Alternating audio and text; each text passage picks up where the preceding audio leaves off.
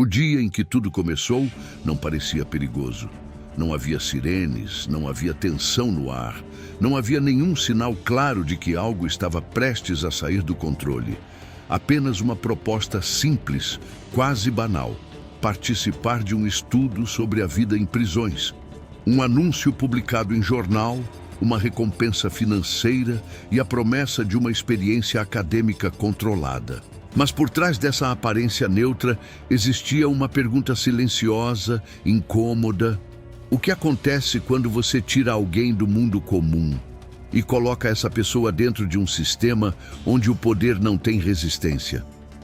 No verão de 1971, na Universidade de Stanford, um grupo de jovens respondeu a esse anúncio. Eles passaram por entrevistas, testes psicológicos, avaliações de estabilidade emocional. Foram considerados saudáveis, normais, pessoas comuns. Esse detalhe importa mais do que qualquer outro, porque nada naquela seleção indicava tendência à violência, abuso ou colapso. Não eram extremos, eram exatamente o tipo de pessoas que você encontra em qualquer sala de aula, em qualquer grupo de amigos, em qualquer lugar. E talvez seja por isso que essa história ainda incomoda tanto. O experimento, liderado pelo psicólogo Philip Zimbardo, tinha um objetivo aparentemente direto: entender como indivíduos reagem quando assumem papéis dentro de um sistema prisional. Não se tratava apenas de observar comportamento. A ideia era simular um ambiente completo, um microcosmo, um lugar onde regras, hierarquia e identidade fossem cuidadosamente manipuladas. Para isso, o porão do Departamento de Psicologia foi transformado em algo que, à primeira vista, parecia uma prisão real. Celas improvisadas, corredores estreitos, portas pesadas, iluminação controlada. Nada ali era de fato uma prisão, mas tudo foi desenhado para parecer suficiente. Os participantes foram divididos aleatoriamente. Alguns seriam guardas, outros prisioneiros. Nenhum deles escolheu o papel que iria desempenhar. E esse detalhe, silencioso, quase esquecido, é o que começa a dar forma ao que viria depois. Os prisioneiros foram levados para dentro do experimento de forma inesperada. Policiais reais participaram da encenação. Eles foram presos em suas casas diante de vizinhos, amigos, familiares, algemados, revistados, levados à delegacia, fichados, fotografados. Seus nomes foram substituídos por números e, nesse momento, algo quase imperceptível começou a acontecer. Não foi uma transformação imediata. Ninguém mudou de personalidade de um segundo para o outro. Mas houve um deslocamento, uma ruptura inicial. Porque ao retirar o nome de alguém, você não está apenas mudando a forma como essa pessoa é chamada. Você está alterando a forma como ela é percebida e, aos poucos, como ela se percebe. Do outro lado, os guardas receberam instruções mínimas. Não havia um roteiro rígido. Não havia ordens detalhadas sobre punições. Apenas uma diretriz simples: manter a ordem. Eles receberam uniformes, óculos escuros espelhados que impediam contato visual direto, cacetetes de madeira, apitos. E talvez o mais importante, receberam autoridade.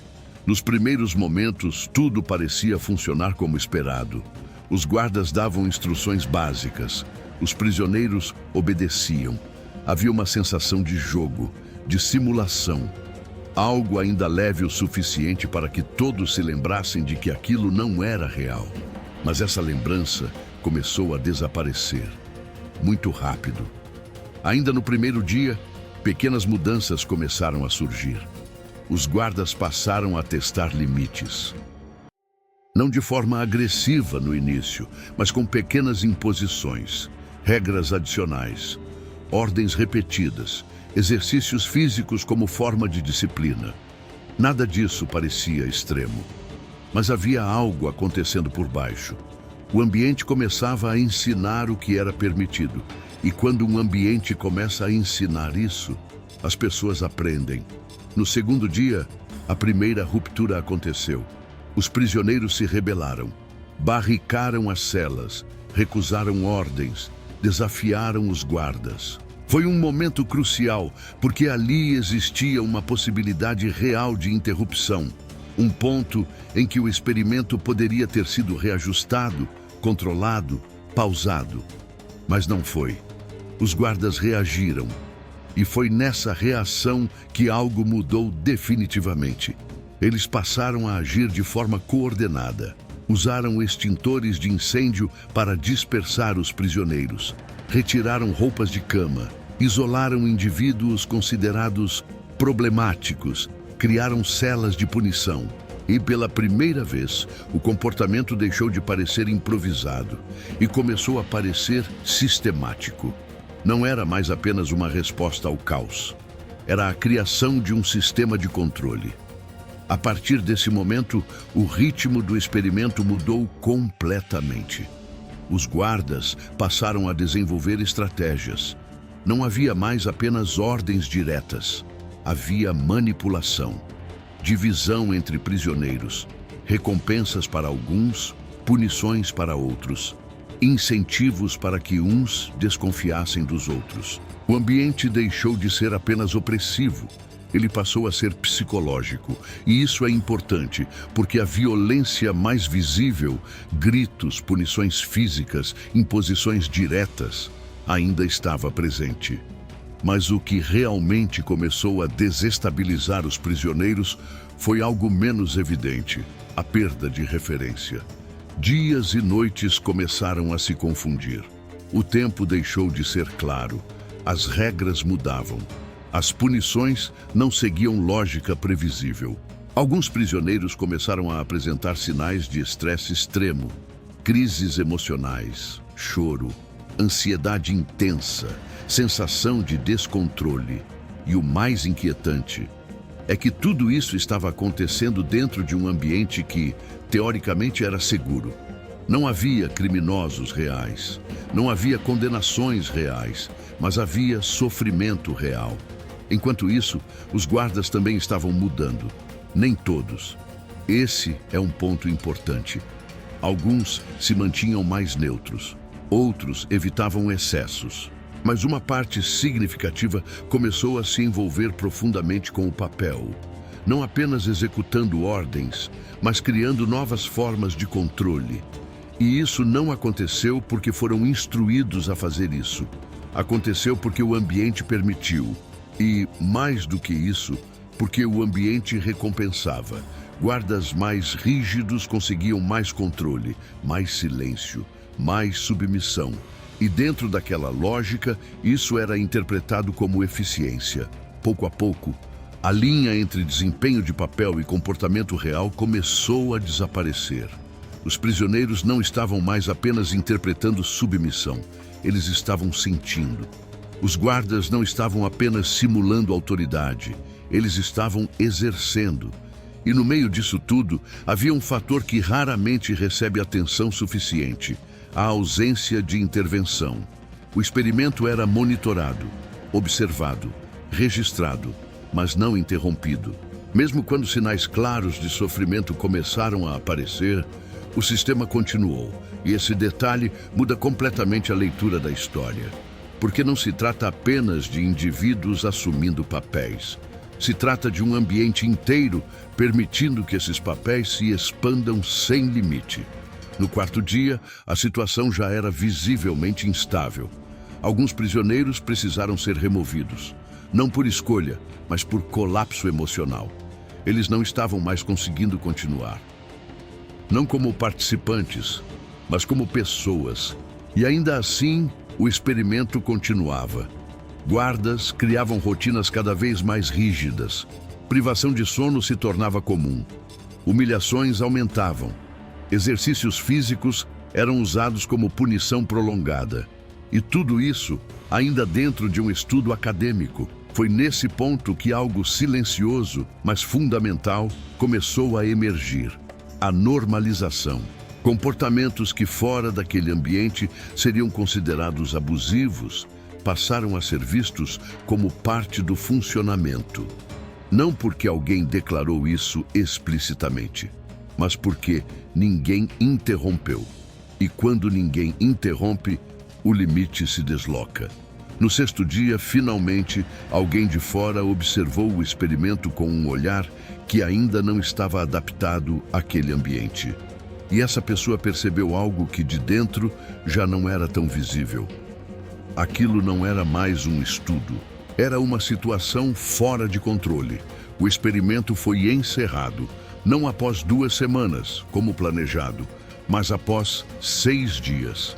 6 dias foram suficientes para transformar completamente a dinâmica entre pessoas comuns colocadas dentro de um sistema artificial. Mas a história não termina aí, porque o que aconteceu depois é tão importante quanto o que aconteceu lá dentro. O experimento da prisão de Stanford rapidamente se tornou um dos estudos mais conhecidos da psicologia. Foi citado, ensinado, reproduzido em documentários, livros, aulas. Tornou-se um exemplo clássico do poder das situações sobre o comportamento humano. A ideia central parecia clara. Coloque pessoas comuns em um sistema com hierarquia rígida e elas podem assumir comportamentos extremos. Mas com o tempo, essa narrativa começou a ser questionada. Pesquisadores, historiadores e psicólogos passaram a revisitar os detalhes do experimento. E o que encontraram não era tão simples quanto parecia. Havia problemas metodológicos, havia influência indireta dos pesquisadores, havia orientações que de forma sutil incentivavam determinados comportamentos. Alguns registros indicavam que os guardas não estavam apenas reagindo ao ambiente, mas também às expectativas do estudo. E isso muda tudo, porque se o comportamento não foi completamente espontâneo, então o experimento não prova exatamente o que durante décadas se acreditou que ele provava. Mas isso não torna a história menos perturbadora. Na verdade, torna ainda mais.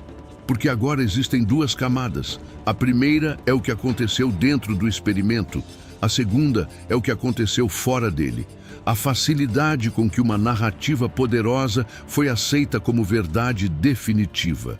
E talvez isso revele algo tão importante quanto o próprio experimento, a forma como buscamos explicações simples para comportamentos complexos.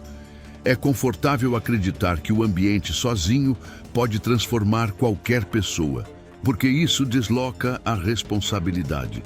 Mas a realidade costuma ser mais desconfortável. O ambiente influencia, mas não atua sozinho. Existem decisões, existem escolhas, existem momentos em que alguém poderia parar e não para. E talvez seja exatamente isso que torna essa história tão difícil de esquecer, porque ela não fala apenas sobre guardas e prisioneiros.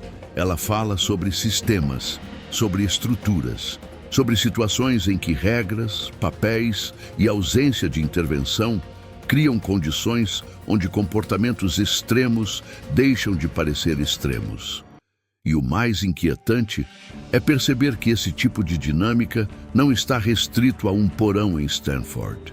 Ela aparece de formas diferentes em vários contextos, em instituições, em organizações, em ambientes onde hierarquia e despersonalização se combinam, e muitas vezes sem que seja percebida imediatamente. O experimento pode ter sido encerrado em 6 dias, mas as perguntas que ele levanta continuam abertas. O que realmente controla o comportamento humano? Até que ponto somos definidos por quem somos? E até que ponto pelo ambiente em que estamos? E, talvez a mais desconfortável de todas, em que momento alguém percebe que passou do limite? Ou será que, quando percebe, já está longe demais para voltar? Porque nem sempre as mudanças acontecem de forma dramática. Às vezes, elas começam pequenas, quase invisíveis. Uma ordem aceita sem questionamento. Uma regra imposta sem resistência. Uma atitude que, isoladamente, parece insignificante, mas que, acumulada, muda tudo. E histórias como essa continuam existindo por um motivo simples. Elas não oferecem respostas fáceis. Elas apenas mostram o quanto certas coisas podem acontecer, sem que ninguém perceba exatamente quando começaram. E talvez seja por isso que ainda valha a pena olhar para elas com mais atenção. Porque nem tudo que parece controlado realmente está.